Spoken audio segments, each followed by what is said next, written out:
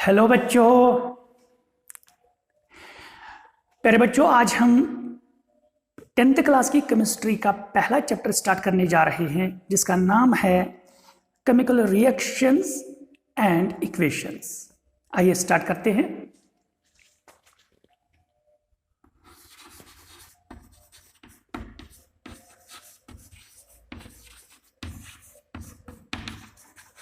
Chemical reactions and equations.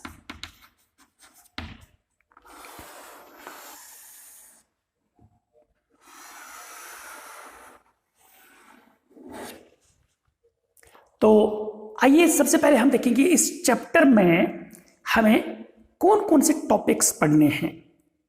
तो सबसे पहले हमें ये देखना पड़ेगा what is meant by chemical change. फिर हम देखेंगे इस चैप्टर में केमिकल रिएक्शन। केमिकल रिएक्शन क्या होता है वो हम डिटेल में डिस्कस करेंगे। इसके बाद हम देखेंगे इस चैप्टर में केमिकल इक्वेशन।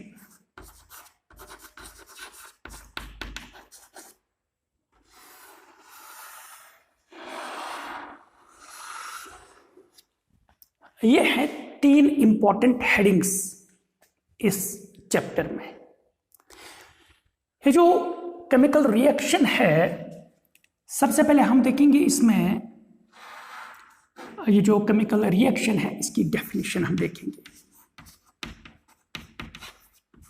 कैसे इसको हम डिफाइन करेंगे, व्हाट इज केमिकल रिएक्शन।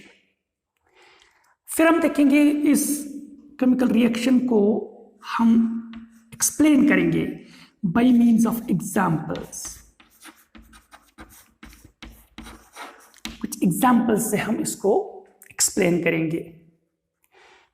फिर हम देखेंगे इसमें 2 इंपॉर्टेंट टर्म्स,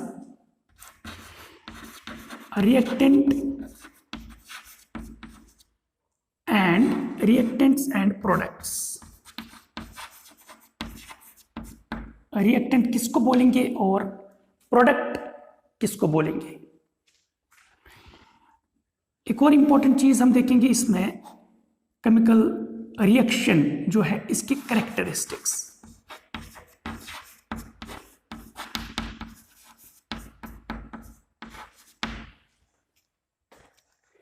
इसके बाद हम देखेंगे इसके टाइप्स। केमिकल रिएक्शन के टाइप्स क्या है। केमिकल रिएक्शन के जो टाइप्स हैं वो बहुत ही इंपॉर्टेंट है। उनका नाम पहले हम देखेंगे कौन कौन सी रिएक्शन है। एक रिएक्शन है जिसका नाम है कॉम्बिनेशन रिएक्शन।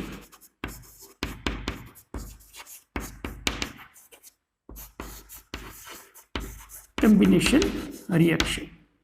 फिर हम पढ़ेंगे दूसरी reaction that is decomposition reaction.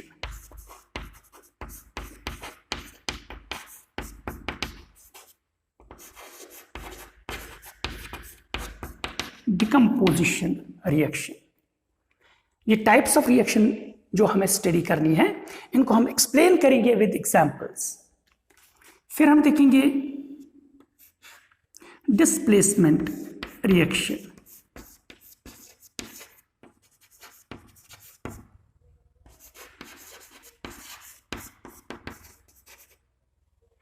Displacement reactions वो क्या है, और इसके साथ ही हम देखेंगे double displacement reaction.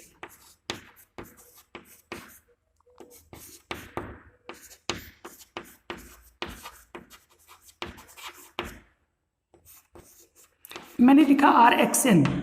RXN means reaction, short form में लिखा मैंने रिएक्शन को RX से।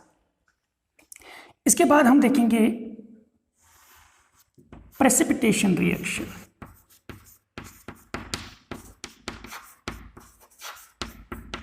Precipitation reaction. फिर हम देखेंगे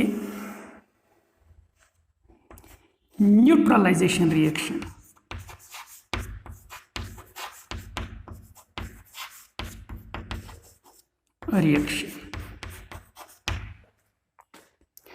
फिर हम एक इंपॉर्टेंट रिएक्शन देखेंगे, दैट इज रिडॉक्स रिएक्शन।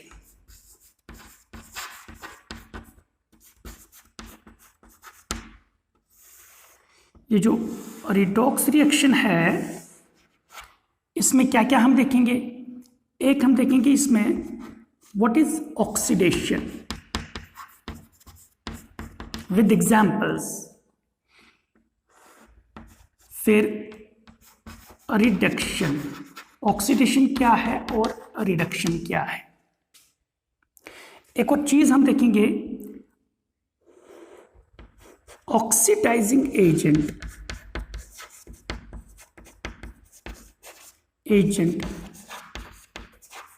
और रिड्यूसिंग एजेंट।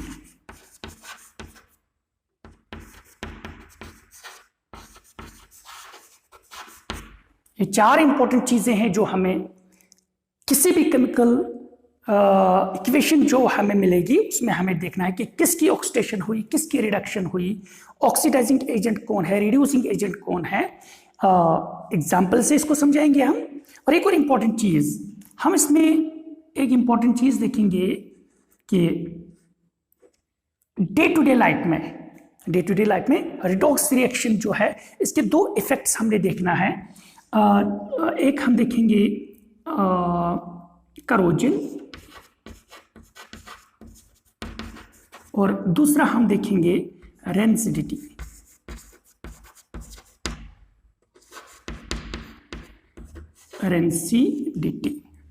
ये क्या है, इनकी डेफिनेशन हम देखेंगे, इसके इफेक्ट्स हम देखेंगे, इनको कैसे रोकना है वो सारा हम देखेंगे इस टॉपिक में। तो ये था इस केमिकल रिएक्शन में हमें क्या क्या पढ़ना है, क्या क्या डिस्कस करना है इस चैप्टर में। आइए अब हम देखेंगे केमिकल इक्वेशन जो है। केमिकल इक्वेशन में हम क्या क्या देखेंगे, तो पहले हम देखेंगे इसकी डेफिनेशन, ये क्या है।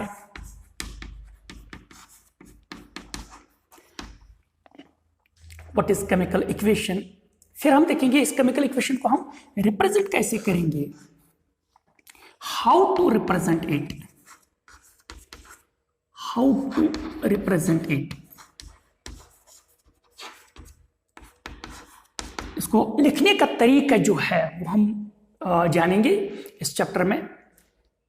और फिर हम इसमें एक इंपॉर्टेंट चीज देखेंगे, वो है बैलेंसिंग। केमिकल इक्वेशन को बैलेंस करने का तरीका, बैलेंसिंग।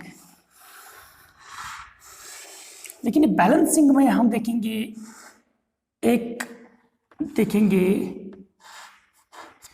बैलेंस्ड इक्वेशन किसको बोलेंगे,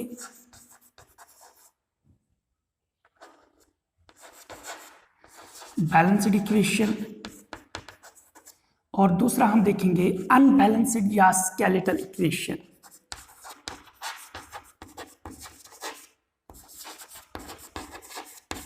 अनबैलेंस्ड इक्वेशन को हम स्केलेटल इक्वेशन भी बोलेंगे।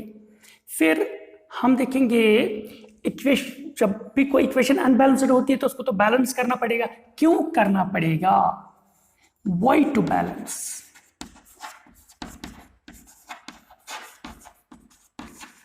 कोई रीजन होगा कि हमें कोई केमिकल इक्वेशन जो है वो बैलेंस करना पड़ेगा। फिर हमने देखना है how to balance a chemical equation,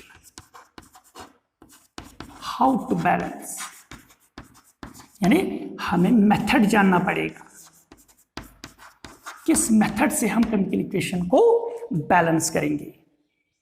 तो ये जो बैलेंस करने का तरीका जो है हमारे पास दो इंपॉर्टेंट मेथड्स हैं जिनसे जो हमें डिस्कस करने हैं। एक है अलजेब्रिक मेथड,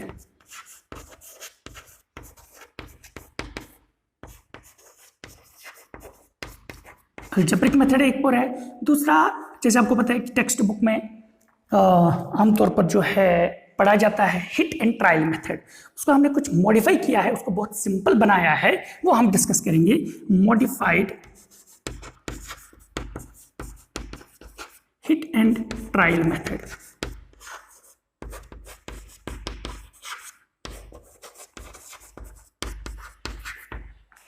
तो ये हमने एक छोटा सा सिंपल फ्लो चार्ट बनाया है ताकि आपको ये पता चले कि इस चैप्टर में हमें क्या क्या पढ़ना है और हर एक चीज पे आपकी नजर रहे। तो चैप्टर है, पहला चैप्टर केमिस्ट्री का, 10th क्लास की केमिस्ट्री का। इसमें 3 इंपॉर्टेंट टॉपिक्स हैं। पहले केमिकल चेंज किसको बोलेंगे, फिर केमिकल रिएक्शन क्या है, फिर केमिकल इक्वेशन क्या है, केमिकल रिएक्शन डेफिनेशन जानेंगे हम, एग्जांपल से इसको समझाएंगे, रिएक्टेंट और प्रोडक्ट की एग्जांपल्स हम देंगे, और केमिकल रिएक्शन के कैरेक्टरिस्टिक्स। उसके बाद बहुत इंपॉर्टेंट टॉपिक इसका जो है वो है टाइप्स ऑफ केमिकल रिएक्शंस। इसमें हम ये सारी केमिकल रिएक्शंस को डिस्कस करेंगे। Combination reaction, decomposition reaction, displacement reaction, double displacement reaction, precipitation reaction, neutralisation reaction, और फिर रिडॉक्स रिएक्शन। इसमें बहुत इंपॉर्टेंट टॉपिक्स है, oxidation, reduction, oxidising agent, reducing agent, chemical equation में कैसे ढूंढते हैं, और इसके इफेक्ट्स, एक रेंसिडिटी और दूसरा करोजन। और इधर ये जो डिकम्पोजिशन रिएक्शन है इसमें हम अलग से देखेंगे थर्मल हीट से डिकम्पोज कैसे होता है कोई कंपाउंड, लाइट से कैसे होगा जिसको हम फोटोलिसिस बोलेंगे, करंट पास करने से किसी सॉल्यूशन कंपाउंड के सॉल्यूशन में से तो कंपाउंड कैसे ब्रेक हो जाता है, डिकम्पोज हो जाता है, दैट इज इलेक्ट्रोलाइसिस, उसका कॉन्सेप्ट हम यहाँ पे डिस्कस करेंगे। फिर हमारे पास है केमिकल इक्वेशन, तो इसको हम देखेंगे कि केमिकल इक्वेशन है क्या, इसको रिप्रेजेंट कैसे करेंगे हम, और बैलेंसिंग का मतलब केमिकल इक्वेशन जो है अनबैलेंस्ड होती है तो वो क्या होता है, अनबैलेंस्ड क्या होते हैं, फिर उसको बैलेंस करना पड़ता है, वो बनते हैं बैलेंस्ड इक्वेशन। दोनों को हम समझेंगे, फिर हम देखेंगे कि हमें क्यों करना पड़ता है केमिकल इक्वेशन को बैलेंस, और बाद में हम how to balance a chemical equation. और हमारे पास 2 इंपॉर्टेंट मेथड्स है, एक है अलजेब्रिक मेथड, दूसरा है modified hit and trial method. दोनों इंपॉर्टेंट है, लेकिन चाहे आप इसको समझो चाहे आप इसको समझो, आप हर एक केमिकल इक्वेशन को बैलेंस कर पाएंगे, वो भी बहुत कम टाइम में एक्यूरेटली और इजीली। खास तौर पर ये जो ये अलजेब्रिक मेथड है, तो इसको आप नोट करेंगे, देख लीजिए एक बार। तो अब हम स्टार्ट करेंगे, यहां से पहले केमिकल चेंज देखेंगे ये क्या है, फिर हम आएंगे इस केमिकल रिएक्शन पे। तो केमिकल रिएक्शन का हम डेफिनेशन, एग्जांपल्स, रिएक्टेंट, प्रोडक्ट और कैरेक्टरिस्टिक्स डिस्कस करेंगे। टाइप्स को हम फिलहाल रहने देते हैं, इतना डिस्कस करने के बाद हम आएंगे यहाँ पे केमिकल इक्वेशन पे। इसको कंप्लीट करने के बाद में हम ये टाइप्स ये जो है कवर करते हैं। तो रब करूं इसको, ओके।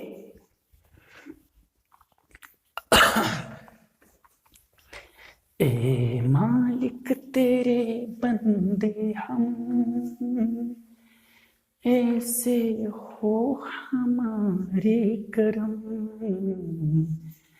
नेकी पर चले और भली से भली, ताकि हंसते हुए निकले दम। तो बेटा अब हम स्टार्ट करेंगे, what is chemical change. Chemical change क्या है? तो केमिकल चेंज समझने से पहले हमें यह देखना पड़ेगा कि मैटर में चेंज क्यों आता है ना। तो ये चेंज क्या होता है, देखिए हम एक चीज देखेंगे यहां पे, यूनिवर्स में 2 ही चीजें हैं, एक है मैटर और दूसरा जो है वो है एनर्जी। 2 ही चीजें हैं, एक है मैटर, दूसरा है एनर्जी, और कुछ है मैटर के बहुत सारे फॉर्म्स हैं, सॉलिड है, लिक्विड है, गैस है, even Bose Einstein condensate, plasma है। तो ये सारी डिफरेंट फॉर्म्स ऑफ मैटर है। और एनर्जी के डिफरेंट फॉर्म्स हैं, heat energy, light energy, electrical energy, even molecules में इंटरनल एनर्जी, बहुत सारी फॉर्म्स ऑफ एनर्जी होती है। अब क्या होता है कि अगर आपने एनर्जी इस मैटर को दे दी, मैटर को आपने एनर्जी दे दी, इसमें चेंजेस आना शुरू हो जाता है, इसमें चेंज आ जाता है। या अगर आपने मैटर में से एनर्जी निकाल दी तब भी मैटर में चेंज आएगा। फॉर एग्जाम्पल, लेट सपोज आपके पास है आइस, आइस है, सॉलिड फॉर्म में मिलेगा हमें। अगर हम आइस को हीट देंगे, हीट करेंगे आइस को, व्हाट विल हैपन? मेल्ट हो जाएगा, ये वाटर में कन्वर्ट हो जाएगा, है ना। अगर वाटर आपने ले लिया, वाटर को आप हीट करोगे, व्हाट विल हैपन? वेपर बनेगा। वेपर जो है, वेपर में से आप एनर्जी निकालेंगे, वेपर में से एनर्जी आपने निकाल दी है, इसको ठंडा किया है तो इसमें से एनर्जी निकलेगी, माइनस हीट करोगे इसको तो कुछ कंडीशंस में ये डायरेक्टली आइस भी बनता है और वाटर भी बनता है, यानी कि चेंज हो जाता है। चेंज होने का मतलब ये सॉलिड फॉर्म में है, हीट दे दी आपने, लिक्विड फॉर्म में कन्वर्ट हो गया है। वाटर जो है लिक्विड है, आपने इसको हीट दे दिया तो ये गैसियस फॉर्म में चला गया है, इसकी स्टेट चेंज हो गई है। इवन यहां देखिए आइस व्हाइट कलर का आपको दिखेगा, हीट देने पे वो व्हाइट कलर गायब हो जाएगा। वेपर जो है आपने इसको हीट निकाल दी है तो ये आइस बन सकता है या वाटर बन सकता है। जैसे ये वाली कंडीशन जो है दैट इज मेल्टिंग, है ना, ये मेल्टिंग एक प्रोसेस है। अब बताइए यहां क्या हुआ, वाटर आपने हीट किया, वेपर बना, तो ये है इवेपोरेशन, ये इवेपोरेशन है। यहां आपने वेपर को आइस बनाया है, वेपर को आपने वाटर बनाया है, डिफरेंट, जैसे ये कंडेंसेशन है ना। तो सवाल ये है इन सब में क्या हुआ है, आइस का केमिकल कंपोजिशन क्या है, वाटर का केमिकल कंपोजिशन क्या है। इसका केमिकल कंपोजिशन वाटर H2O है, वाटर का भी सेम केमिकल कंपोजिशन H2O है। दैट इज आइस जो है इसमें हाइड्रोजन और ऑक्सीजन जो है वो है 1:8, 1:8 रेशो में, यानी कि हाइड्रोजन का मास 1 है तो चूंकि 2 हाइड्रोजन है हो गया 2, ऑक्सीजन का है 16 तो ये 2:16 बनता है, दैट इज 1:8। यहां पर भी 1:8 है। During this change colour change हो सकता है, फॉर्म चेंज हो सकता है, लेकिन केमिकल कंपोजिशन जो है वो चेंज नहीं हुआ है। ऐसी चेंज जहां पे कुछ फिजिकल प्रॉपर्टीज चेंज हो जाएंगी, जैसे कलर, जैसे टेक्सचर, इवन कुछ इलेक्ट्रिकल प्रॉपर्टीज, इवन कुछ मैग्नेटिक कंडीशंस, इवन जो है फिजिकल स्टेट, कलर, ये चेंज हो सकता है, लेकिन केमिकल कंपोजिशन चेंज नहीं होता है। ऐसी चेंज को हम क्या बोलेंगे, ये है फिजिकल चेंज। ये क्या है, फिजिकल चेंज। तो फिजिकल चेंज एक ऐसा चेंज है, फिजिकल चेंज कौन सा चेंज है, इट इज, आप लिखना चाहेंगे लिख लीजिए, physical change is the change which alters the physical properties of matter, which alters the physical properties of matter like state, color, texture, magnetic or electrical conditions without any change in composition of its molecules. Molecules का composition change नहीं होता है. एक तो ये है, कोई नया चीज नहीं बनता है. और एक इंपॉर्टेंट चीज, ये टेम्परेरी है, जिसकी वजह से दैट इज हीट यहां पे दे दिया, हीट यहां पे दे दिया है. अगर हम इसको वो चेंज, वो कंडीशन रिवर्स करेंगे ना तो ये रिवर्स हो जाएगा. जैसे हमने हीट दे दिया था वाटर को, अगर वाटर को कूल करेंगे ना तो ये वापस कन्वर्ट आइस में हो जाएगा. तो ये होता है रिवर्सिबल चेंज, टेम्परेरी चेंज है ये. लेकिन अगर हम दूसरी एग्जांपल लेंगे, लेट अस सपोज हमने लिया है वुड, इसको हम हीट दे देंगे, एनर्जी दे दी इसको. व्हाट विल हैपन, ये जल जाएगा, ये बना देगा carbon dioxide, carbon dioxide plus water, जो वेपर फॉर्म में हमें मिलेगा. लेकिन इसके साथ साथ बहुत सारी हीट एनर्जी रिलीज हुई. इनिशियली तो हीट देनी पड़ेगी इसको जलाने के लिए, या तो आपको इग्निशन टेम्परेचर तक पहुंचाने के लिए हीट देनी पड़ेगी, तो उसके बाद ये खुद ही जलेगा. तो वुड जो है ये कन्वर्ट हो जाएगा कार्बन डाइऑक्साइड और वाटर वेपर्स में, और इसके साथ साथ बहुत सारी हीट रिलीज होगी. इसमें देखेंगे आप कि नई चीज बनी है, कार्बन डाइऑक्साइड, वाटर, एक नई चीज बनी है. इसका कंपोजिशन जो है, केमिकल कंपोजिशन, वो अलग है, लेकिन ये चेंज हुआ है जिसकी वजह से एक नई चीज बनी है. बनी ना नई चीज. अच्छा चलिए एक और इंपॉर्टेंट एग्जांपल हम देंगे. आपको पता है कि अगर हमारे पास ऑक्सीजन गैस है ना, और हाइड्रोजन गैस है, हाइड्रोजन गैस है. अब बताइए, जब ये दोनों अंडर स्पेशल कंडीशंस मिलेंगे ना तो वाटर बनता है.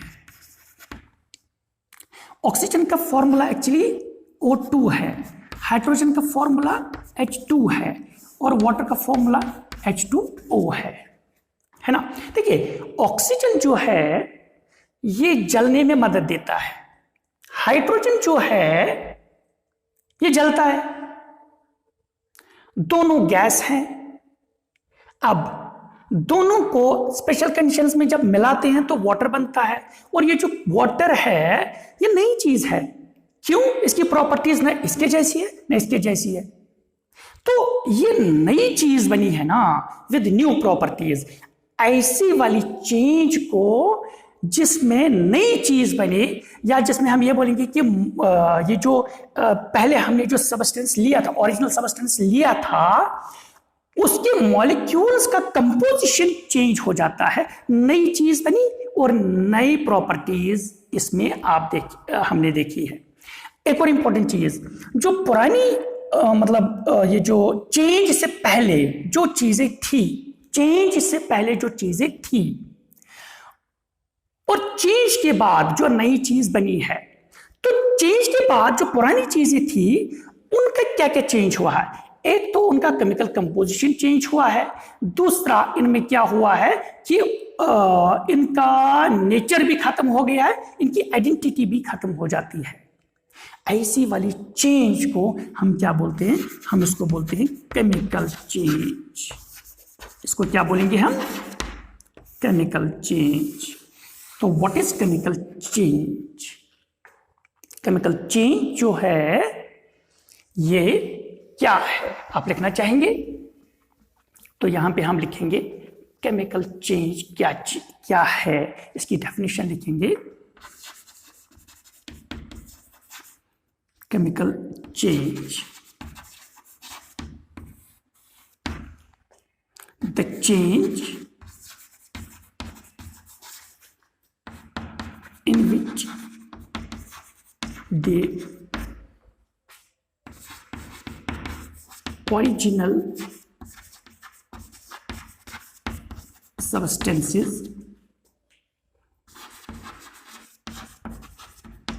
lose their nature and identity and form new chemical substance.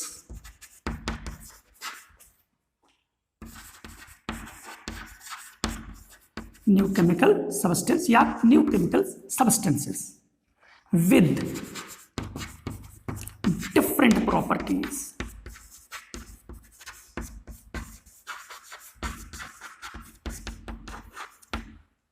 With the different properties. That is called chemical change. What is chemical change? The change in which original substances lose their nature. देखिए यहाँ पे original substances इनका nature और identity खत्म और नई चीज बनती है with new set of properties. इतना ही नहीं, during this chemical change कुछ फिजिकल चेंज भी आता है जो हम बाद में डिस्कस करेंगे, जैसे कलर भी चेंज हो सकता है, स्टेट भी चेंज हो सकता है ना, इवन सॉलिड सब्सटेंसेस हैं वो गैस में कन्वर्ट हो जाती है, प्रेसिपिटेट बनता है, वो हमने आगे देखना है। 8th क्लास में आपने एक चीज देखा होगा ना, जैसे हम प्रैक्टिकल करते हैं 8th क्लास में, तो हम क्या देखते हैं कि एक एलिमेंट है दैट इज कॉल्ड सोडियम, है ना। तो सोडियम को जो ही पानी में डालते हैं क्या हो जाता है, वहां से कोई गैस निकलता है और वो गैस जो है वो रूम टेम्प मतलब वो जल्दी जल्दी आग पकड़ती है। कभी कभी बहुत सारे जो है अगर ध्यान ना रखा जाएगा तो जिस कंटेनर में वो करते हैं ना तो वो कभी कभी फट जाता है ना। तो सोडियम को हमें इसलिए क्या करना पड़ता है, इसको हमें एयर से भी बचाना पड़ता है, वाटर से भी बचाना पड़ता है, क्योंकि इट इज हाईली रिएक्टिव।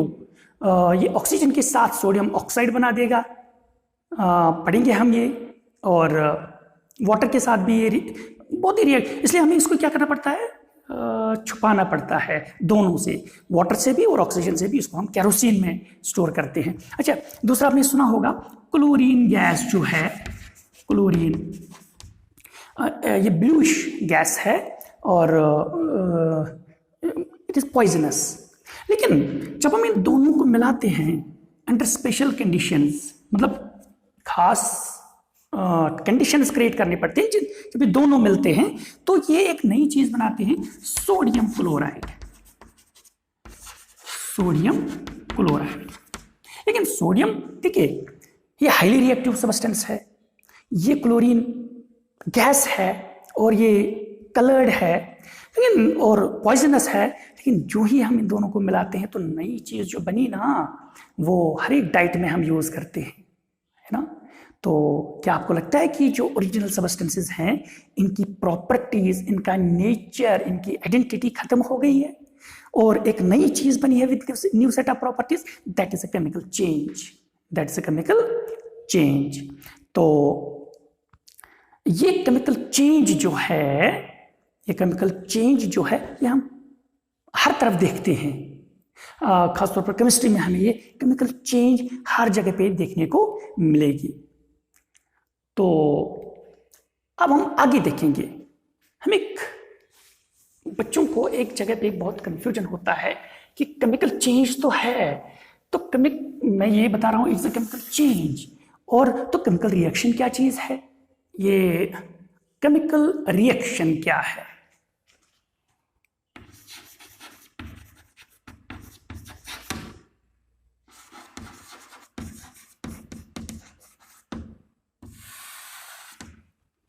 तो आपको याद होगा अभी हमने डिस्कस किया है कि व्हाट इज केमिकल चेंज, जिसमें मैंने आपको यह बताया कि हाइड्रोजन जो है ऑक्सीजन के साथ मिलता है और वाटर बनता है ना। हाइड्रोजन ऑक्सीजन के साथ मिलता है, वाटर बनता है।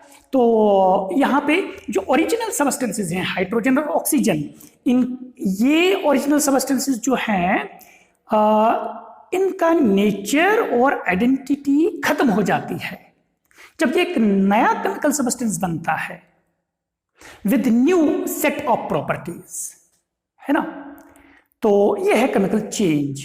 लेकिन व्हाट इज केमिकल रिएक्शन? ये क्या है?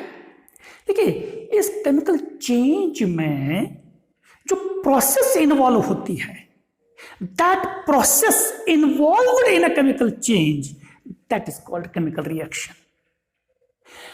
तो केमिकल रिएक्शन को कैसे डिफाइन करेंगे हम? The process involved in a chemical change. What is chemical reaction? The process involved in a chemical change, that is chemical reaction. अब वो प्रोसेस क्या है? देखिए, हम इसको एक एग्जांपल से समझेंगे। जैसे ये हाइड्रोजन है, हाइड्रोजन गैस जो है हम इसको ऐसे लिखते हैं, इट इज H2। ऑक्सीजन को कैसे लिखते हैं? O2। और वाटर का फॉर्मूला आपको याद ही होगा, इट इज H2O। ऐसे है ये। अब ये हाइड्रोजन मॉलिक्यूल जो है ये 2 एटम से बना हुआ है। इसको हम केमिस्ट्री में बोलते हैं एटॉमिसिटी। एटॉमिसिटी का मतलब ये है एक मॉलिक्यूल कितने एटम से बना हुआ है? ये 2 एटम से बना हुआ है। ऑक्सीजन की एटॉमिसिटी 2 है। ओजोन वो 3 एटम से बना हुआ है, O3 उसका फॉर्मूला है। हम यहां पे आ रहे हैं वापस। हाइड्रोजन जो है, हाइड्रोजन 2 एटम से बना हुआ है, तो वो 2 एटम्स जुड़े हुए हैं by force of attraction. That force of attraction जिससे ये जुड़े हुए हैं ना, that's called bond, chemical bond. तो हम इसको ऐसे दिखाते हैं, हाइड्रोजन और हाइड्रोजन एक बॉन्ड से जुड़े हुए हैं, एक लाइन से डिनोट करते हैं इसको। यहां ऑक्सीजन और ऑक्सीजन बॉन्ड, इसका बॉन्ड हम डबल बॉन्ड से दिखाते हैं, 2 लाइन से दिखाते हैं, दैट्स कॉल्ड डबल बॉन्ड। ये सिंगल बॉन्ड, ये डबल बॉन्ड। आगे आप पढ़ेंगे ये सिंगल बॉन्ड और डबल बॉन्ड क्या है। सिंपली अभी आप याद रखिए, it's only force of attraction between atoms in a molecule. अच्छा, वाटर, इसमें 2 हाइड्रोजन, लेकिन दोनों अलग अलग जुड़े हुए हैं एक ही ऑक्सीजन से, ये बॉन्ड है।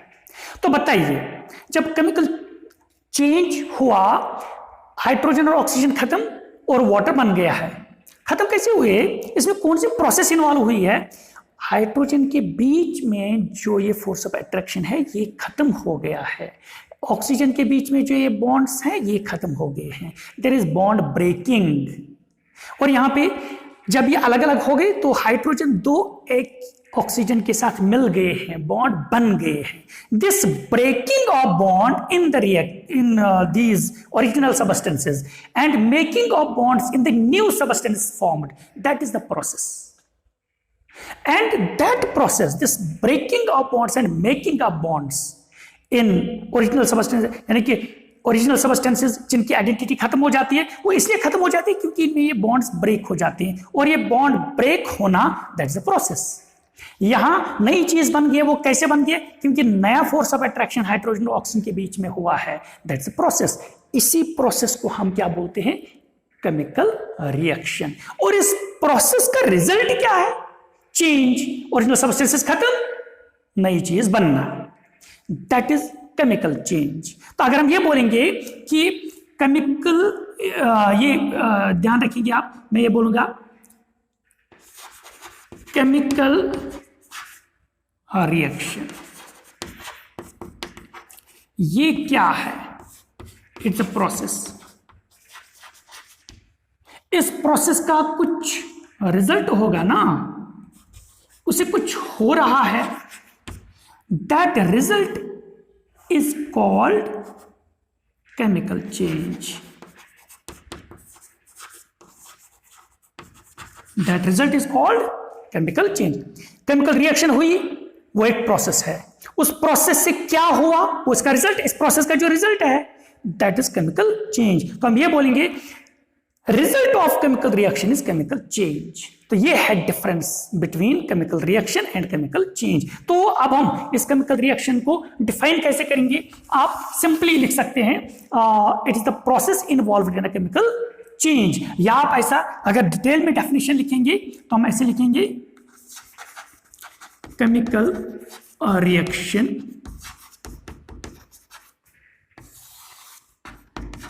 is the process in which original substances lose their identity and nature and form new chemical substances.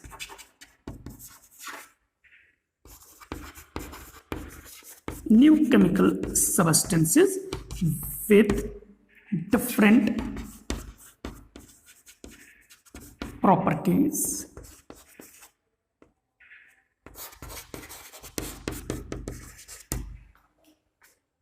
ये लूज होना ओरिजिनल सब्सटेंसेस का नेचर और प्रॉपर्टीज में और नया सब्सटेंस बनना, that is a chemical change, लेकिन उसमें जो प्रोसेस इन्वॉल्व होते हैं दैट इज केमिकल रिएक्शन। तो इसको हम फर्दर जो है कुछ एग्जांपल्स देंगे। आइए इसको हम इन एग्जांपल्स को हम समझेंगे। इसको हम एक्सप्लेन कर रहे हैं by means of some examples. एक एग्जांपल हम ये लेंगे, burning of magnesium ribbon.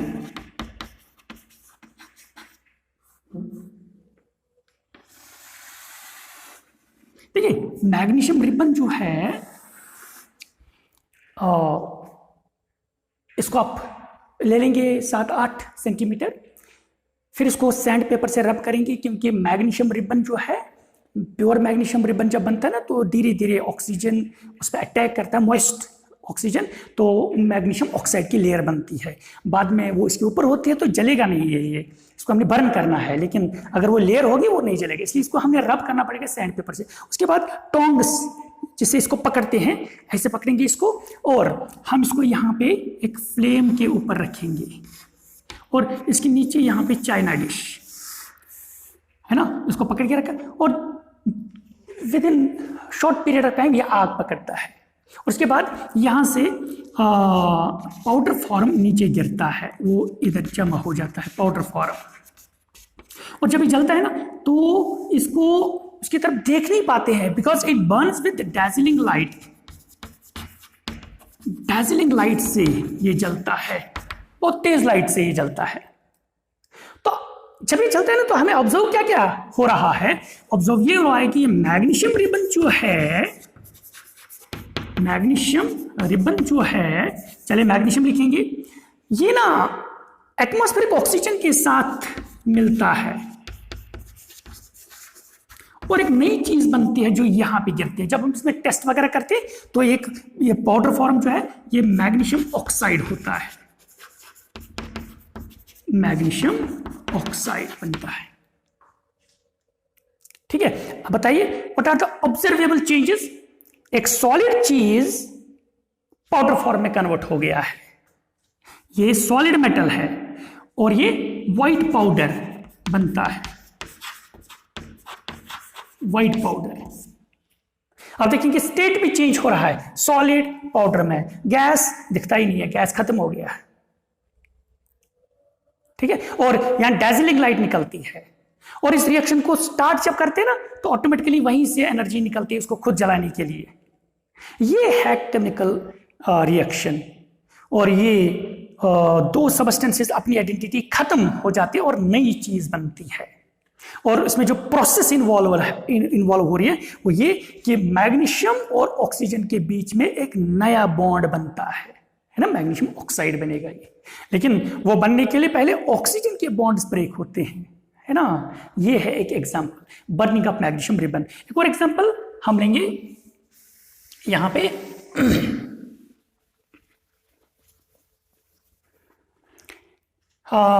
Number 2 reaction RX मैंने लिखा है, रिएक्शन बिटवीन लेड नाइट्रेट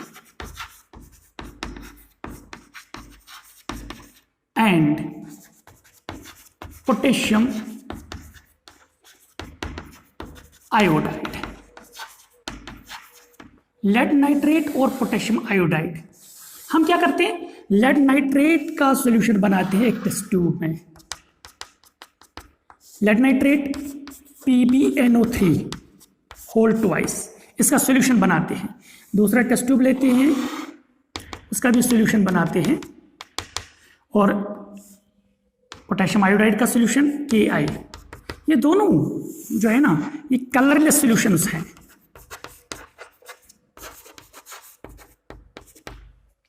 ये सारे हमें लैब में भी करने हैं। फिलहाल हम इसको जो है समझा रहे हैं, बाद में इजी हो जाएगा जब हम इसको एक्सपेरिमेंट करेंगे लैब में।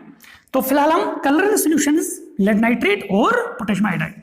अब हम क्या करेंगे, ये जो लेड नाइट्रेट सॉल्यूशन है PbNO3 होल ट्वाइस, है ना, तो यहां से हम क्या करते हैं, ये वाला सॉल्यूशन जो है किसका, Ki सॉल्यूशन जो है वो हम इसमें डालते हैं, इसमें डालते हैं। तो क्या हो जाता है, जो ही हम ये डालते हैं, यहां पे एक येलो कलर सब्सटेंस नीचे बैठता है, येलो प्रेसिपिटेट, येलो कलर का प्रेसिपिटी मींस प्रेसिपिटेट, वो यहां पे बैठता है। और ऊपर सॉल्यूशन में क्या रह रहा है, जब हम उसको बाद में ये जो है टेस्ट वगैरह करते हैं, तो वो क्या होता है, वो होता है पोटेशियम नाइट्रेट KNO3, ठीक है ना, ये होता है, ये पोटेशियम नाइट्रेट। तो रिएक्शन क्या हुई है, ये लेड नाइट्रेट जो है, लेड नाइट्रेट ये पोटेशियम आयोडाइड के साथ मिलता है,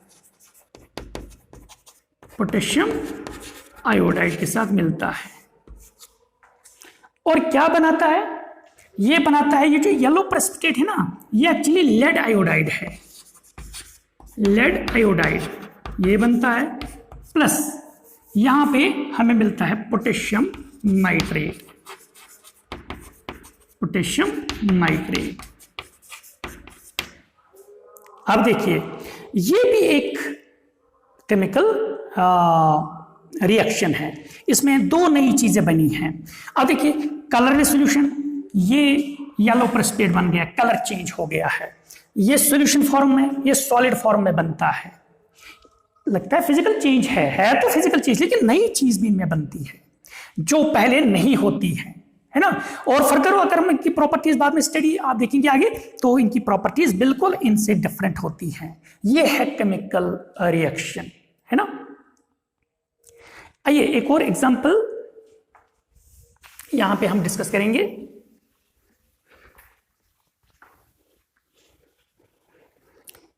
तो बहुत इंपॉर्टेंट, मजा आता है इसको लैब में करते हुए, कि हम क्या करते हैं, reaction between zinc and hydrochloric acid.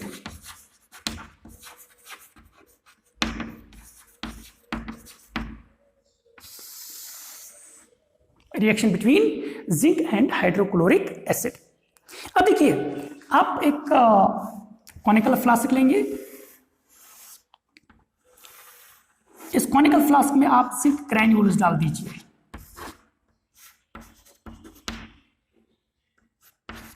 Zinc के ग्रैन्यूल्स हैं ये, है ना। और फिर यहां इसको आप ढक्कन लगाइए, और उसके बीच में एक होल होगा, उसमें एक पाइप, ग्लास पाइप डालेंगे आप, ठीक। उसके बाद उससे पहले गिलास रॉड, ये ढक्कन लगाने से पहले आप इसमें डाइल्यूट HCl डालेंगे। Dilute HCl means hydrochloric acid, dilute hydrochloric acid, वो डाल दिया। With in short period of time आप क्या देखेंगे कि ये जो है ना, ये जिंक ग्रैन्यूल्स, वहां से कुछ बबल्स निकल रहे हैं जो ऊपर की तरफ जा रहे हैं। 1-1.5 मिनट के बाद आप क्या करेंगे, आप ना जानना चाहेंगे ये कौन सा गैस है। आप बर्निंग मैसेटिक यहां पे लाएंगे, आप देखेंगे ये गैस जल रहा है, और यहां पे एक फ्लेम बनेगा, ब्लू फ्लेम, और पॉपिंग साउंड निकलता है। वो पॉपिंग साउंड कौन सा गैस है जो पॉप साउंड से चलता है, हाइड्रोजन गैस, है ना। और हाइड्रोजन बन गया है, पहले तो हमने क्या लिया, जिंक और हाइड्रोक्लोरिक एसिड, एक नई चीज बनी है, that is it's a chemical reaction. हो क्या रहा है एक्चुअली, इसमें जिंक और हाइड्रोक्लोरिक एसिड जो है वो आपस में रिएक्ट करते हैं। जिंक बॉन्ड बनाता है क्लोरीन के साथ, तो बनाता है हाइड्रोक्लोरिक एसिड का बॉन्ड ब्रेक हो जाता है और जिंक क्लोराइड बनता है और हाइड्रोजन गैस बनता है। अब देखिए इस रिएक्शन में आप ऑब्जर्व क्या कर रहे हैं, गैसियस प्रोडक्ट बनता है, सॉलिड चीज खत्म हो जाती है ना। और इतना ही नहीं, आप जब उसको टच करते हैं ना एक्सपेरिमेंट से पहले, तो ये ठंडा होता है, मतलब कौन सा टेम्परेचर होगा, लेकिन एक्सपेरिमेंट के बाद जब ये गैस निकल रहा है, आप टच कर लीजिए, पहले से गर्म हो, आपको फील होगा, दैट इज हीट निकल रही है ड्यूरिंग दिस रिएक्शन। तो ये कुछ ऑब्जर्वेशन है जो आप देख रहे हैं। तो ये 3 एग्जांपल्स हमने ये समझाने के लिए कि केमिकल रिएक्शन क्या होती है। तो ये तीनों केमिकल रिएक्शंस हैं। आप देखिए कि नया प्रोडक्ट बन रहा है और जो ओरिजिनल सब्सटेंसेस है उनकी आइडेंटिटी, प्रॉपर्टीज और उनका नेचर वो सारा खत्म हो जाता है, और इसमें जो प्रोसेस इन्वॉल्व होती है, bond breaking and bond making, that is chemical reaction, है ना। तो आइए फर्दर हम बढ़ेंगे। हे मालिक तेरे बंदे हम, ऐसे हो हमारे करम, नेकी पर चले और बदी से ढले, ताकि हंसते हुए निकले दम। अब देखिए जो केमिकल रिएक्शंस हमने स्टडी की हैं, तो इनके बुनियाद पे हमें कुछ केमिकल रिएक्शंस के कैरेक्टरिस्टिक्स का पता चला है। तो हम ये देखेंगे कैरेक्टरिस्टिक्स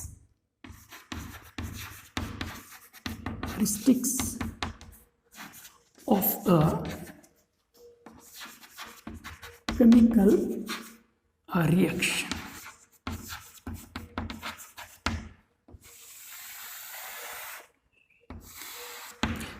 कैरेक्टरिस्टिक्स क्या है, जो भी ये 3 रिएक्शंस हमने स्टडी की हैं उनमें कुछ ऑब्जर्वेबल चेंजेस आपने देखी, गैस बनना, सॉलिड बनना, स्टेट चेंज होना, कलर चेंज होना, ये सारे के सारे कैरेक्टरिस्टिक्स हैं।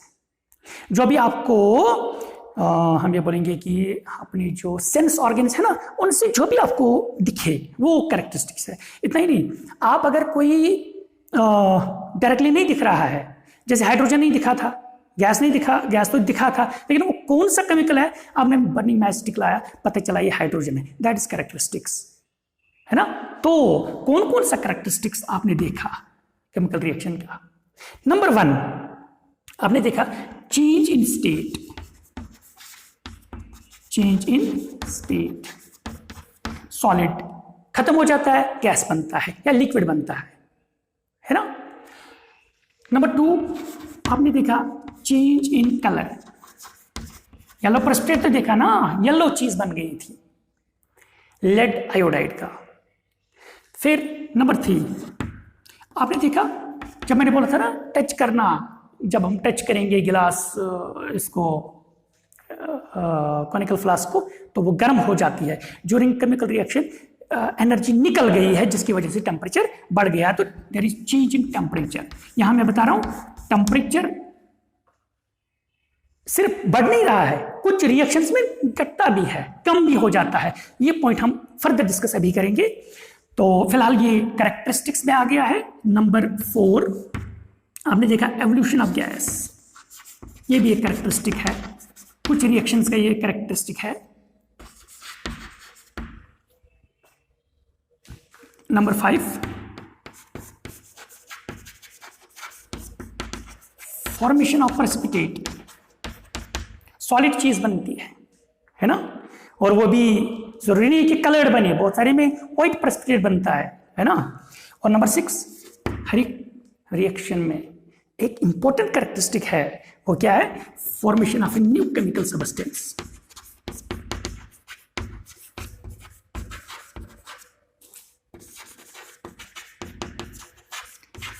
एक नया केमिकल सब्सटेंस बनता है जिसकी नई प्रॉपर्टीज होती है, और अगर हम रिएक्शन कंडीशंस को रिवर्स करेंगे फिर भी ये ओरिजिनल सब्सटेंस में कन्वर्ट नहीं हो जाता है। दैट इज ये केमिकल रिएक्शन जो है, ये केमिकल चेंज जो है, इट इज इरिवर्सिबल, है ना। ये थे कुछ कैरेक्टरिस्टिक्स जो हमने जानने थे। लेकिन अब ये पॉइंट बड़ा इंपॉर्टेंट, देखिए मैंने बता दिया change in temperature, that means कि कभी टेम्परेचर इंक्रीज भी हो सकता है, कभी टेम्परेचर डिक्रीज भी हो सकता है। टेम्परेचर इंक्रीज कब होगा? अगर during the chemical reaction energy निकलेगी, हीट एनर्जी खासतौर पर, और अगर एनर्जी एब्जॉर्ब हो गई तब तो वो एक्सपेरिमेंटल जो एरिया होगा, जैसे कॉनिकल फ्लास्क है उसके अराउंड जो एरिया है वहां से एनर्जी वो एब्जॉर्ब करेगा, तो ठंडा होगा ना, टेम्परेचर डाउन हो जाएगा। तो on that basis we are having two types of chemical reactions. एक रिएक्शन जो है that's called exothermic, exothermic reaction. दूसरी रिएक्शन जो है दैट्स कॉल्ड एंडोथर्मिक रिएक्शन। तो एक्सोथर्मिक रिएक्शन लिखना चाहेंगे आप लिख लीजिए। ये वो रिएक्शंस हैं जिनमें एनर्जी रिलीज हो जाती है। These are the chemical reactions which are accompanied with the release of energy. इनमें एनर्जी रिलीज हो जाती है। एनर्जी जो है इज रिलीज्ड, और एनर्जी रिलीज होने से क्या होगा? टेम्परेचर जो है वो इंक्रीज करेगा, टेम्परेचर बढ़ जाएगा। जैसे आपको याद होगा, पता है आपको कि घरों में हम अपने डोमेस्टिक पर्पस के लिए, कुकिंग के लिए हम गैस सिलेंडर लाते हैं, उसमें कौन सा गैस होता है? ब्यूटेन होता है, C4H10। तो इन प्रेजेंस ऑफ ऑक्सीजन ये जलता है, और जब ये जलता है ना तो कार्बन डाइऑक्साइड रिलीज होता है और वाटर रिलीज होता है। क्या हम इसलिए इसको जलाते हैं? नहीं, हमें वहां से बहुत सारी एनर्जी मिलती है, हीट एनर्जी, जो कुकिंग पर्पस के लिए हम यूज करते हैं। ये है एक्सोथर्मिक रिएक्शन। इतना ही नहीं, विंटर में हम कोयला जलाते हैं, carbon in presence of oxygen जब वो जलता है ना तो कार्बन डाइऑक्साइड बहुत निकलता है, लेकिन उसके साथ साथ बहुत सारी हीट भी निकलती है। That's exothermic reaction. अब कोई बोलेगा गैस को जलाने के लिए तो हम लाइटर यूज करते हैं, वो इग्निशन टेम्परेचर देने के लिए, इनिशिएट करने के लिए रिएक्शन को वो एनर्जी देते हैं, लेकिन अदरवाइज एनर्जी बहुत सारी निकलती है। It is exothermic reaction. लेकिन एंडोथर्मिक रिएक्शन ये वो रिएक्शन है जिसमें एनर्जी एब्जॉर्ब होती है। लिख लीजिए, it is the reaction in which energy, it is are the reactions which are accompanied with the absorption of heat energy. Energy is absorbed during the chemical reaction. तो जिसकी वजह से क्या होगा? टेम्परेचर जो है सराउंडिंग्स का वो तो डाउन होगा, टेम्परेचर डिक्रीज हो जाएगा, है ना। हाँ, एग्जाम्पल ये देखिए, जो लाइमस्टोन है ना, लाइमस्टोन कैल्शियम कार्बोनेट, जब हम इसको हीट करते हैं, हीट की वजह से ही ये कैल्शियम ऑक्साइड बना देगा और कार्बन डाइऑक्साइड। तो ये रिएक्शन तभी होगी जब हम इसको हीट देते हैं और ये एनर्जी एब्जॉर्ब करती है। तो ये है एंडोथर्मिक रिएक्शन। तो ये था एक्सोथर्मिक रिएक्शन, एंडोथर्मिक रिएक्शन, जो हमें यहाँ ये पॉइंट समझाने के लिए बताना पड़ा। ठीक है, एक्सोथर्मिक और एंडोथर्मिक।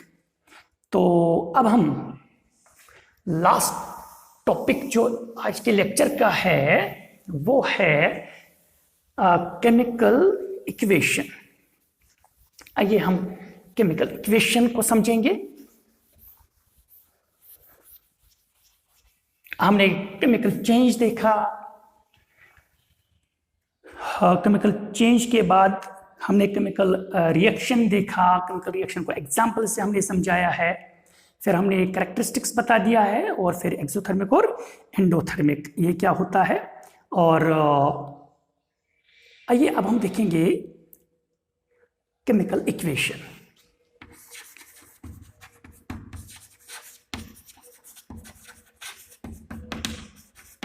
केमिकल इक्वेशन, तो अभी हमने जिंक वाली रिएक्शन याद है आपको? जिंक को हाइड्रोक्लोरिक एसिड में डाला था, जिंक क्लोराइड बना, हाइड्रोजन गैस बन गया। ये केमिकल रिएक्शन है। इसको हम कैसे लिखेंगे? एक स्टेटमेंट इसका ऑफ अ केमिकल रिएक्शन। जो ये केमिकल रिएक्शन है उसका स्टेटमेंट यहां पे लिखेंगे हम। क्या लिखेंगे? Zinc reacts with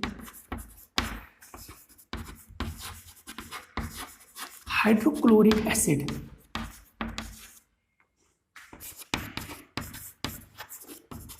to form zinc chloride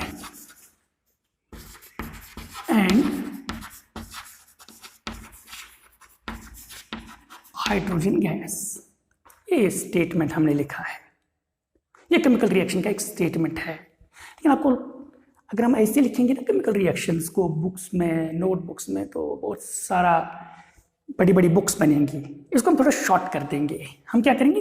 हम सिर्फ देखेंगे कौन कौन सा रिएक्ट कर रहा है ना? जिंक और ये हाइड्रोक्लोरिक एसिड, ये दो रिएक्ट कर रहे हैं। बन क्या रहा है? ये और ये बन रहा है। इन्हीं चार चीजों को हम लिखेंगे। अगर हम सिर्फ वो चीजें लिखेंगे जो रिएक्ट करती है और वो चीजें जो बनती है शॉर्ट फॉर्म में, इसको हम बोलते हैं वर्ड इक्वेशन। शॉर्ट फॉर्म में लिखेंगे इसको वर्ड इक्वेशन में। वर्ड इक्वेशन में क्या करते हैं? कौन कौन सी चीजें मिलती है? एक जिंक और हाइड्रोक्लोरिक एसिड। हाइड्रोक्लोरिक एसिड ये दो मिल गई है। हम इनके बीच में एरो डालेंगे और इनके बीच में प्लस। इसका मतलब है कि जिंक और हाइड्रोक्लोरिक एसिड रिएक्ट करता है और फिर बनता क्या है? बनता है जिंक क्लोराइड। जिंक क्लोराइड और क्या बनता है? प्लस लिखते हैं यहां पे, और हाइड्रोजन बनता है, हाइड्रोजन। दिस इक्वेशन, यानी कि हमें इसको केमिकल इक्वेशन को स्टेटमेंट फॉर्म में लिख सकते हैं जो लंबा है। इसको हम थोड़ा शॉर्ट करेंगे तो वर्ड इक्वेशन में लिखेंगे। हम सिर्फ जो चीजें ओरिजिनल सब्सटेंसेस हैं उनको लिखते हैं और जो चीजें बनती हैं उनको लिखते हैं, है ना? लेकिन हम उसको फर्दर कॉन्ट्रैक्ट कर सकते हैं और शॉर्ट फॉर्म में लिख सकते हैं। तो हम कैसे लिखेंगे? ये जो ओरिजिनल सब्सटेंसेस है ना, इनको हम क्या करेंगे? और सिंबल्स में लिखेंगे। जैसे जिंक और हाइड्रोजन एलिमेंट्स हैं, इनके सिंबल्स हैं। लेकिन हाइड्रोक्लोरिक एसिड और जिंक क्लोराइड ये कंपाउंड्स हैं, इनके फॉर्मूले हैं। हम इनके सिंबल्स और फॉर्मूले लिखेंगे। तो जिंक का सिंबल क्या है? Zn plus. हाइड्रोक्लोरिक एसिड का HCl और जिंक क्लोराइड का ZnCl2, हाइड्रोजन का H2। ये जो हमने लिखा है केमिकल रिएक्शन को हमने लिखा है in terms of symbols and फॉर्मूले ऑफ दीज सब्सटेंसेस, है ना? ओरिजिनल सब्सटेंसेस और जो सब्सटेंसेस बने हैं। लेकिन इससे पहले मैं यहां पे एक इंपॉर्टेंट चीज आपको बता रहा हूं। जो ओरिजिनल सब्सटेंसेस हैं जो हमने पहले लिए थे वो कौन कौन सा था? जिंक और हाइड्रोक्लोरिक एसिड। इनको हम क्या बोलते हैं? इनको बोलते हैं रिएक्टेंट्स। इनको क्या बोलते हैं? रिएक्टेंट्स। और जो चीजें जो केमिकल रिएक्शन बनते हैं इनको बोलते हैं प्रोडक्ट्स। तो what are reactants? These are the chemical substances which take part in a chemical reaction. लिख लीजिए, reactants are the chemical substances which take part in a chemical reaction, and during the chemical reaction they lose their nature and identity. So what are products? These are the chemical substances which are formed during a chemical reaction, है ना? ये reactants और products है। अब हम यहां पे बता रहे हैं इन्हीं reactants और products जो केमिकल रिएक्शन में हिस्सा लेते हैं, रिएक्टेंट्स और जो प्रोडक्ट्स बनते हैं, इनको हम कैसे दिखाते हैं? In terms of symbols and फॉर्मूले, यानी कि हम क्या करते हैं, रिएक्टेंट्स और प्रोडक्ट्स को हम दिखाते हैं शॉर्ट हैंड मेथड में। कैसे दिखाते हैं, हम इनको दिखाते हैं in the form of their symbols and formulae में। तो जब हम ऐसे रिप्रेजेंट इसको करेंगे, दैट्स कॉल्ड केमिकल इक्वेशन। ये है केमिकल इक्वेशन। तो व्हाट इज केमिकल इक्वेशन, कैसे लिखेंगे हम केमिकल इक्वेशन को, हम लिखेंगे केमिकल इक्वेशन। क्या है chemical equation, it is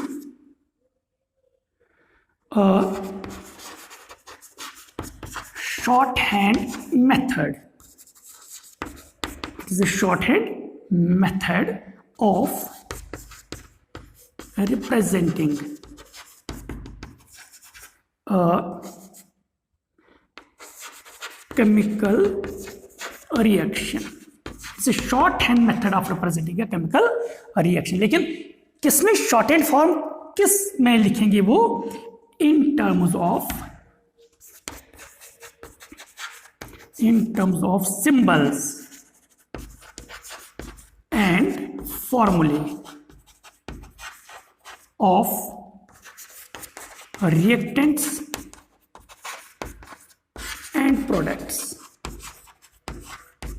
involved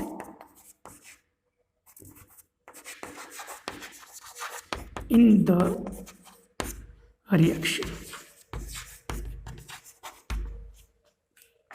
तो व्हाट इज केमिकल इक्वेशन, मैं दोबारा बता रहा हूं, केमिकल रिएक्शन जो है इसको हम स्टेटमेंट फॉर्म में लिखेंगे जो कि बहुत लंबा है, हम उसको कॉन्ट्रैक्ट करेंगे वर्ड फॉर्म में लिखेंगे, दैट इज वर्ड इक्वेशन। जो रिएक्टेंट्स और प्रोडक्ट्स हैं हम सिर्फ उनको लिखेंगे, और या हम इन रिएक्टेंट्स और प्रोडक्ट्स के सिंबल्स और फॉर्मूले की फॉर्म में लिखेंगे। तो अगर हमने सिंबल्स और फॉर्मूले रिएक्टेंट्स और प्रोडक्ट्स में इस फॉर्म में लिखा है, शॉर्ट हैंड फॉर्म में लिखा है, तब इसको क्या बोलते हैं, केमिकल इक्वेशन। तो केमिकल इक्वेशन क्या है, ये शॉर्ट हैंड रिप्रेजेंट मेथड है कि केमिकल रिएक्शन को रिप्रेजेंट करने के लिए कैसे कि हम रिएक्टेंट्स और प्रोडक्ट्स के सिंबल्स और फॉर्मूले यूज करते हैं उन रिएक्टेंट्स और प्रोडक्ट्स के जो केमिकल रिएक्शन में इन्वॉल्व होते हैं। ठीक है ना। तो अब इस केमिकल इक्वेशन को हम लिखते कैसे हैं, बहुत ही इंपॉर्टेंट है। रिप्रेजेंट, वैसे तो ऑलरेडी हम रिप्रेजेंट कर ही रहे हैं, लेकिन हम क्या करते हैं, जो रिएक्टेंट्स होते हैं हम एक एरो लिखते हैं, रिएक्टेंट्स को लेफ्ट साइड लिखते हैं, प्रोडक्ट्स को राइट साइड लिखते हैं। रिप्रेजेंटेशन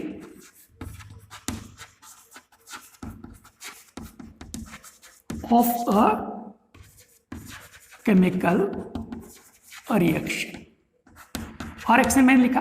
तो केमिकल रिएक्शन को रिप्रेजेंट कैसे करते हैं, हम क्या करते हैं, हम एक एरो लिखते हैं, रिएक्टेंट्स को लेफ्ट साइड, प्रोडक्ट्स को राइट साइड। तो रिएक्टेंट्स को लेफ्ट साइड, जैसे ये है, हमने यहां पे लिखा जिंक